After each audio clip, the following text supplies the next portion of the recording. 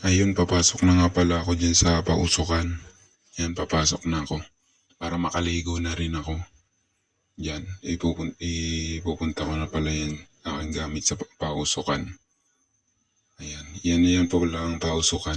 Na ito na pala ako, nakaligo na pala ako dito sa kakatapos ko lang maligo. Yung sandali lang ako.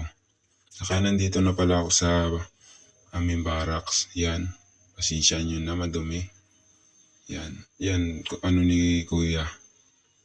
Ayan paano din niya ni Kuya. Ito naman nila, mga kasamahan namin.